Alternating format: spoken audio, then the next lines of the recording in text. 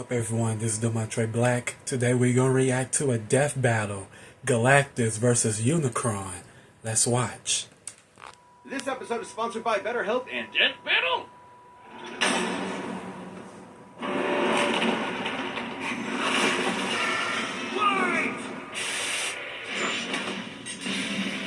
Galactus, devourer of worlds. And Unicron, almighty chaos bringer. That's right, it's the day we've all been waiting for. He's Wiz and I'm Boomstick. And it's our job to analyze their weapons, armor, and skills to find out who would win a death battle. Boomstick, what is the nature of evil? Oh, it's 3.5 years too early for that kind of question, Wiz. No, seriously, is the wolf that hunts the hare evil? What about the bear that kills the wolf? Or the man that slays the bear? Is that evil or nature?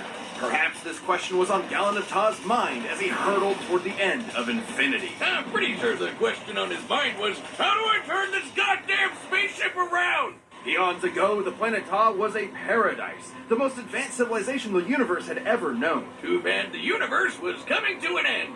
I hate it when that happens. The Ta'an scientist Galen watched as the rest of his race ignominiously perish and decided to die gloriously on his own terms. By flying a ship into the sun, just like great-grandpappy Boomstick, the crazy old coot. But instead of being vaporized on contact like great-grandpappy Boomstick, Galen got bitten by a radioactive god. As the last living thing left before the universe's end, Galen was visited by the sentience of the multiverse, who merged with him as part of a cosmic cycle of death and rebirth. As the old multiverse died, a new one was born, and the scientist Galen was no more. In his place was a being of untold power, the ravager of galaxies, Galactus. Well, despite looking like a masochist giant purple vibrator, G-Dog here is one of the strongest beings in all of Marvel, baby. And there's only one thing he wants to do. Eat friggin' worlds. Galactus is so unbelievably, mind-meltingly powerful that strong doesn't really begin to describe him. Just being near him will begin to warp your perception of reality. In truth, he isn't even really a physical being with a soul anymore, but composed of energy itself. The power cosmic. Basically, your all-purpose space god magic that no good almighty ass-whooping god can go without. Sure, he can use it to blast your ass to unholy smithereens, but it's a lot more flexible, too.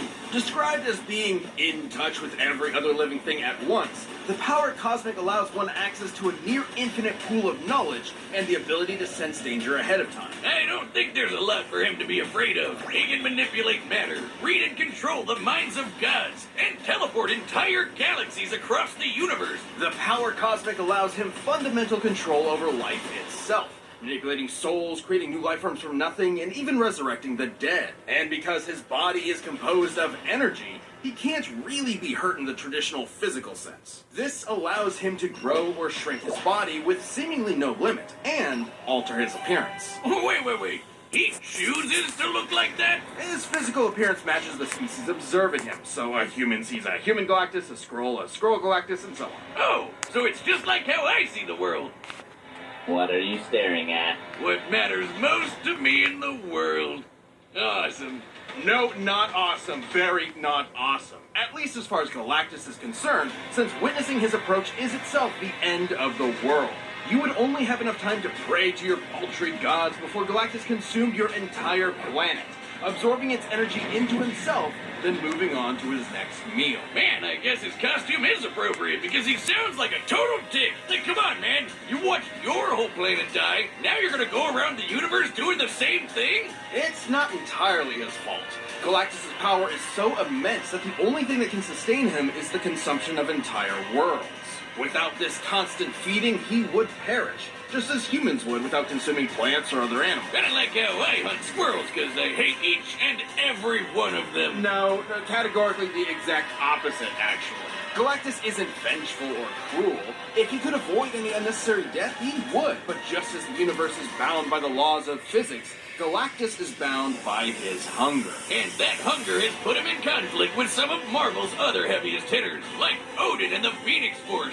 Galactus' fight with the Other and the Scryer got so intense, they threatened the entire infinite multiverse just as a side effect of the battle. While Galactus himself can comfortably cross countless light years in seconds, some of these beings are more like abstract concepts than actual living things, many of which operate outside of linear time. Like this alien bug dude who tried to use Galactus' energy to destroy 2 whole universes.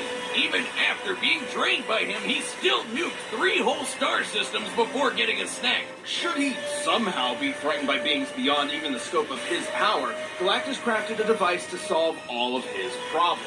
The ultimate nullifier. In case that name isn't obvious enough, it's a teeny-tiny weapon that destroys anyone you think of. It doesn't just destroy them, it destroys everything. The entire multiverse is eradicated, then recreated without the target. An extremely roundabout way of winning, but it works. That's exactly what happened when Galactus used it on the abstract god of destruction, Abraxas.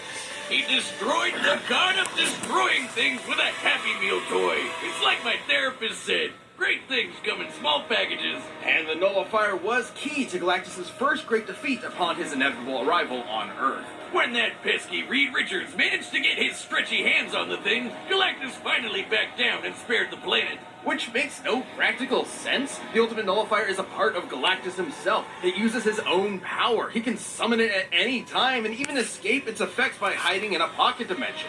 It even had the safety on. Maybe he was just bored. After billions of years of cosmic genocide just to survive, I'm pretty sure Galen forgot what it meant to be mortal. Perhaps that was the true evil all along, the slow death of Galen's humanity. Because what could be more terrifying than a being that sees everything and everyone you know and love as nothing more than his next meal? This episode of Death Battle is sponsored by BetterHelp. Whiz, it's getting to be the holiday season again, and I just know Mama Boomstick is finally getting me the new dune buggy I've been drooling over. What's gonna be stuffed in your stocking? A couple undiscovered elements would be nice, but the holidays are also about giving gifts to yourself. Maybe that means giving yourself a break during this busy month, or treating yourself when you have the time. And in anticipation of a new year, sometimes that means therapy. Therapy can be super helpful year-round, but especially during this season. The holiday blues are no joke. If you're thinking about starting therapy, consider giving BetterHelp a try. What's great is that it's totally online, so it's super flexible with your schedule and convenient. All you have to do is fill out a brief questionnaire and get matched with a licensed therapist. And if it isn't a perfect match, switch therapists at any time at no additional charge. Visit BetterHelp.com/DeathBattle today to get 10% off your first month. That's BetterHelp, HELP.com/DeathBattle. In the beginning, before heaven and earth, before light and dark, there was Unicron. Created by the formless, primordial being known as the One to explore the fledgling multiverse, Unicron instead decided to consume everything. Dude, come on! Bad Unicron! Bad God! Bad! The One decided to split Unicron into 2 beings. One of order and hope known as Primus, and the other of chaos and evil known as Unicron. Again. Like all good sibling rivalries, they pushed each other's shit in over the fate of all existence. That is, until the goody little two-shoes Primus tricked his bro into imprisoning their souls in giant asteroids. Classic sibling prank. For me, it was the dryer. Primus terraformed his asteroid into what would later be known as the planet Cybertron, while Unicron did something different. Yeah, he turned his planet into a planet that eats other planets. Not only that, it can change its form into a giant, badass robot Satan. He's literally the first Transformer. And with this new body, Unicron would travel the cosmos, consuming planet after planet and universe after universe. Not necessarily because of any hunger or need, but because Unicron is the physical embodiment of death and destruction. He is literally programmed to destroy everything. God's gotta do what a God's gotta do. And good luck trying to fight back. Uni's robot body comes with a tractor beam, eye lasers, fire breath, a chest cannon, and an antibody system in case anyone tries to pull a Drax on him. Unicron can mentally dominate an entire race of beings, erase things from existence, warp the fabric of space and time, and even manipulate matter itself. So even if his big robot body is damaged or destroyed, he can repair it lickety-split, or even send his spark out to find a new host. Essentially the Transformers version of a soul, Unicron's spark is immensely powerful and produces its own energy source, Dark Energon. Unicron is so evil that he can literally turn his bad dude energy into weapons of mass destruction, like unholy blades or planet-busting lasers. This Dark Energon will corrupt any that consumes it, turning them into a puppet of Unicron himself. It's also obviously the opposite of regular Energon, which is created by Primus and what fuels the Transformer race. So Unicron basically runs on the opposite of life. If he's death as a big robot, can he even be killed? Not by any conventional means. Even the destruction of his spark isn't guaranteed to end him. He will continue to exist as a necessary force that drives the cosmos. Anytime he's destroyed, he will appear again in a new universe. In fact, almost every Unicron you've seen in movies, TV, and comics are the same Unicron. Unicron is a literal force of nature. You can't reason with a hurricane that hates you. All you can do is see it and get the hell out of the way. But this hurricane is never going to stop until you and everyone you know is DED dead. His mere presence drove an entire planet insane. I was trying to be poetic before, but this is what evil is. Incomprehensible, undeniable, inescapable. You can't even wait him out. He is unbound by the concept of linear time. The Chaos Bringer is so powerful, his mere presence wrecks the space-time continuum and can erase galaxies from existence just by strolling by. To be clear, it isn't the force he's generating by moving that destroys things. It's his existence. His mere being is so overwhelmingly evil that the fabric of space-time cannot fathom Unicron's presence. Holy dude! No wonder he was able to devour nearly a quarter of the entire multiverse, one universe at a time. Estimates for the size of the Transformers multiverse vary, from over 15 quadrillion universes to an infinite number of universes, branching timelines, and planes of existence. And who better to portray a being who brings death to the universe than the man who gave birth to modern cinema? A final role fitting for an artist so much larger than life. Or deeply ironic that it's a feature-length toy commercial. The Transformers movie has always been celebrated for its excellence. I said.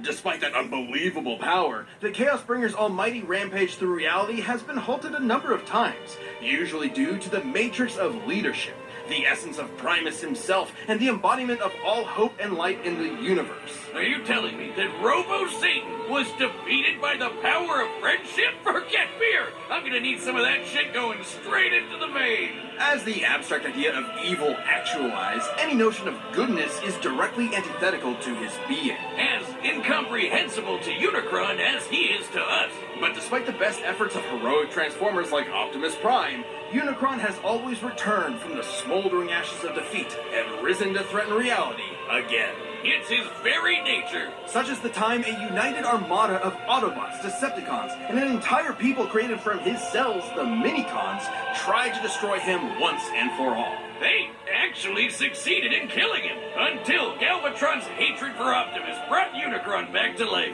Because challenging Unicron means challenging evil itself, destroying destruction itself, an impossible paradox. You can't kill Unicron because killing is literally what Unicron is.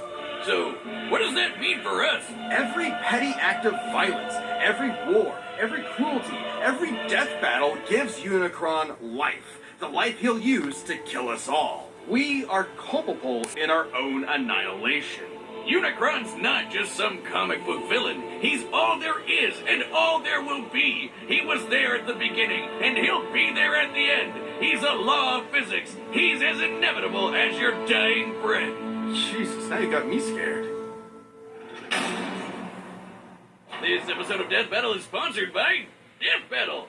That's called Synergy, right, Wiz? By popular demand, Death Battle the game is finally back and available for pre-order this December. Ever wanted to live out your very own death battle with you as the combatant? Of course you have. Death Battle the game is a fast-paced head-to-head card and dice game where players, well, battle to the death. Are you deadly enough to win a death battle? The first player to eliminate all of their opponent's cards wins.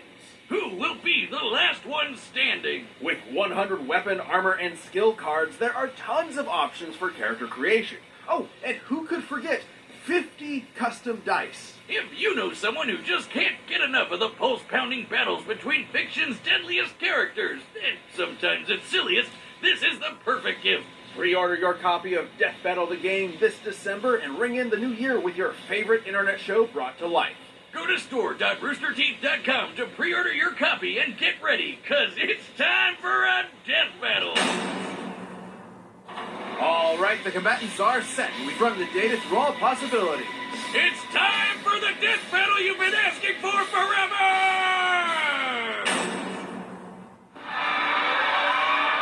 As all things must, your world has come to an end.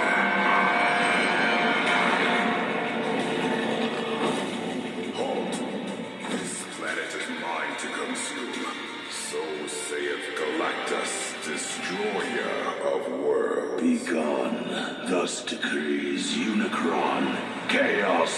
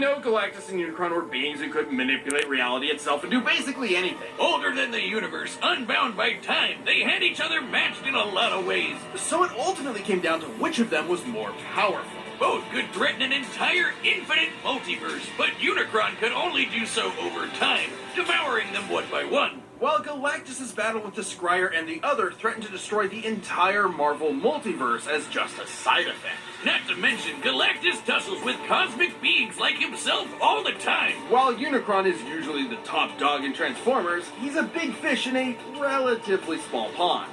Relative to Marvel, at least. That might sound better for Unicron at first, but it means he has way less experience than Galactus in full-on fights against dudes his size. And while Unicron has used Dark Energon to infect and corrupt other beings in the past, Galactus technically doesn't have a soul thanks to his cosmic rebirth from Gallon. And he's fended off mental attacks before, so there's no real reason to think that would work here. And as lame as it is, the ultimate nullifier is just really, really overpowered. Despite Unicron being able to survive the destruction of his spark, the ultimate nullifier is significantly more thorough. Consider the time it was used against Abraxas, a being that embodied the abstract concept of the multiverse's destruction. Sounds like somebody you know? Even against someone like that, the good old Ollie Nully had no problem erasing him from reality. And the same would happen to Unicron, while Galactus could always hide in that pocket dimension, just as he escaped the nullifier before. Unicron was an insanely terrifying threat, but Galactus had the power, experience, and arsenal to ultimately annihilate him. If you thought Galactus was going down in this fight, you were Unicron. The winner is Galactus. If you like the death battle, give a thumbs up, and I will see you on my next reaction. This has been the Montre Black. Peace.